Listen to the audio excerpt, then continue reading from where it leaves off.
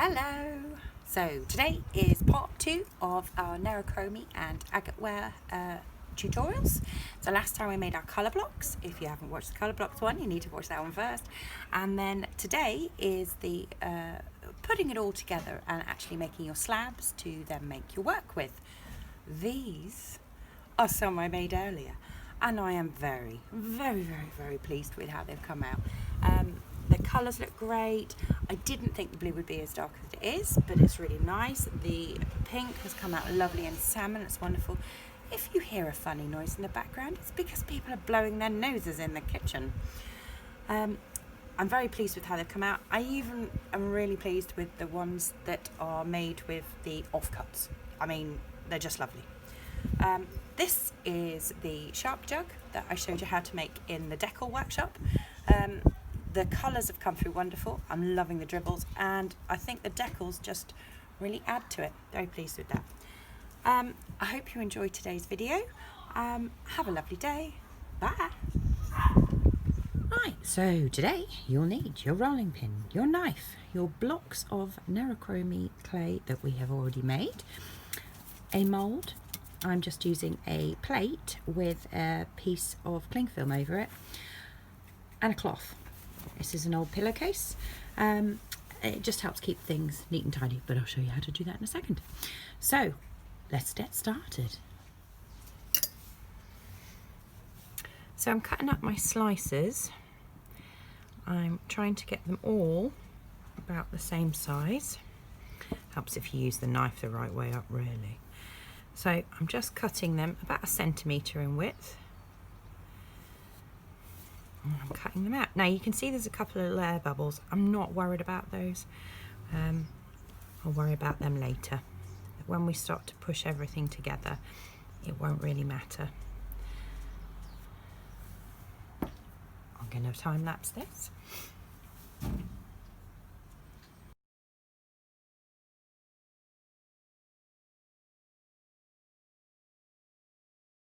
So now I have all my pieces and slices cut out. I'm just going to start to assemble them.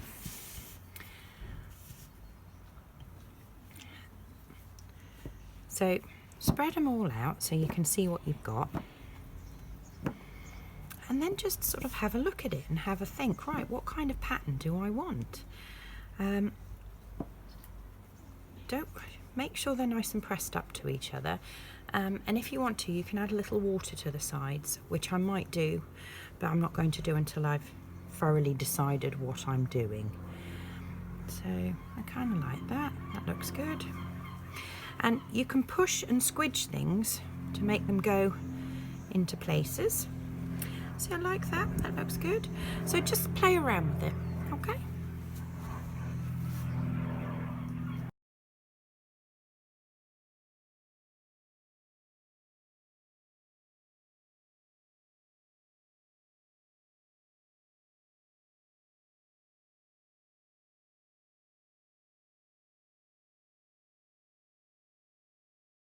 So there's the pattern I've assembled. So now we have to roll it into shape. This is where our cloth comes in. So I'm going to place my cloth over the clay. I'm going to move the camera back a tiny bit. And starting in the middle, I'm going to jiggle. And I'm jiggling forwards towards the middle, like that. And then I'm going to move the other way, and starting at my edge, and I'm going to jiggle inwards. Again, stop at the middle, go to the other side, and jiggle back towards you. Now, this pressure and jiggling is moving everything. So hopefully, when we open it up, our spaces are closed, starting to close, as you can see. So place the cloth back over again and repeat the process.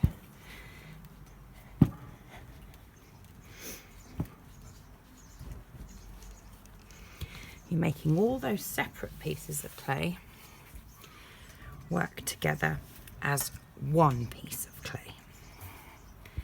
So starting at the edges and moving towards the middle to make everything as one. Don't rush it, take your time. Now you see there's still some more space to move, so I'm going to flip over.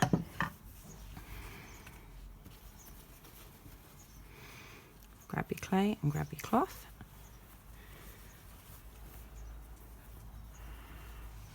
And flip. Now you can get a better look at where things are fitting together and where they're not. So this is the point where you can give it a little push here and there. Try and keep your cloth as straight as you can. So I can see that my problem areas are here. So I need to move more with them.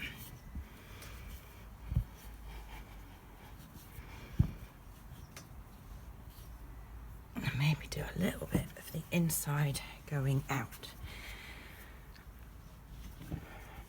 And this does take a while, so keep working at it, okay?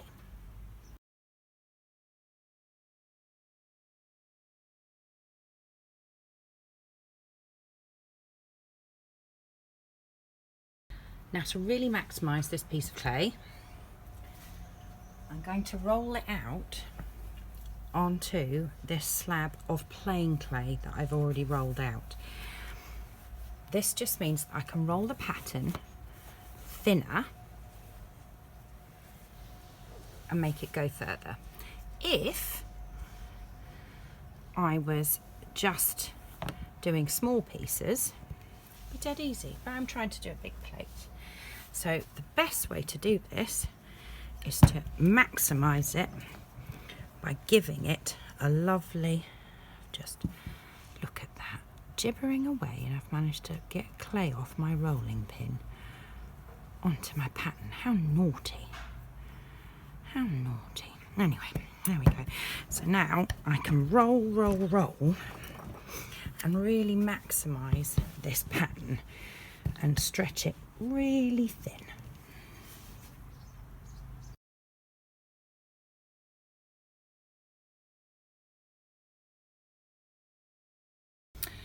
So I rolled it out, got my mould,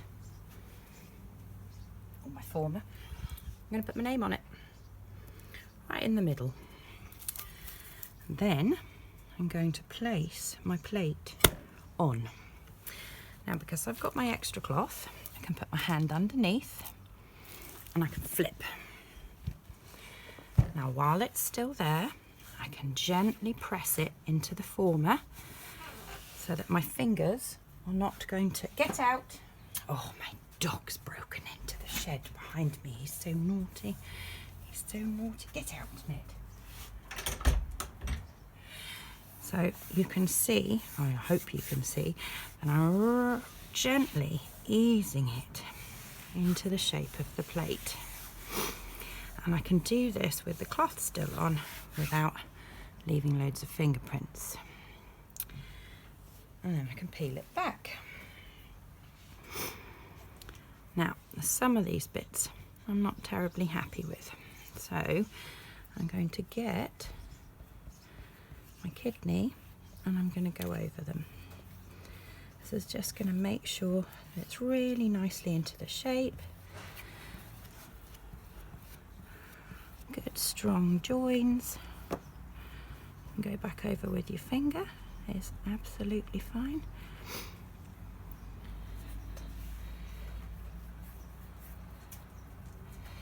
It also helps the clay to stay in position because clay warps. It's got a memory, so it often wants to go back to where it started. So we can nicely push all that into the mould. And again, I don't think you can go that wrong with the finger. There we go. You can see it's just tidying up those little edges. Don't think we're going to get much of the marble pattern on it. I think that's going to come off. The Nerikomi's going to stay on, but the marble's going to be on the outside, I think. Never mind, I'll make some jugs with it. Jugs to go with the platter, maybe. Like a little matching set.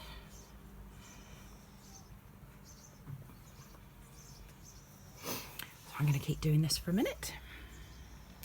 So in true schoolboy error fashion, I did not record the section where I cut off. I was gibbering away to myself in the garden. So this is the plate I've now compiled of all the leftover bits using the exact same technique as I just showed you. So now I'm going to get my harp, which is this, and I'm going to go in at the edge and I'm going to run it around.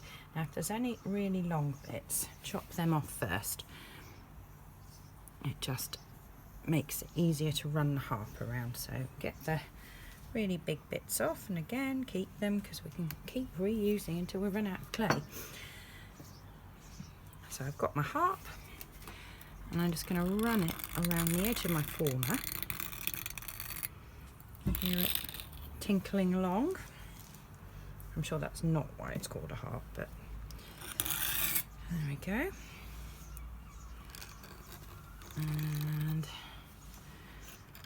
so if you're now wondering, oh, why is the plate suddenly circular when it was a square before? This is the second plate. I still have my other plate. It is over there, but I only have one square mould, so I can't reuse it just yet.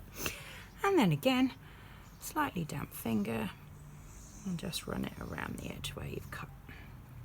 Just so it gives it the initial smooth off, and then I'll do the majority of the smoothing when it's a little bit drier.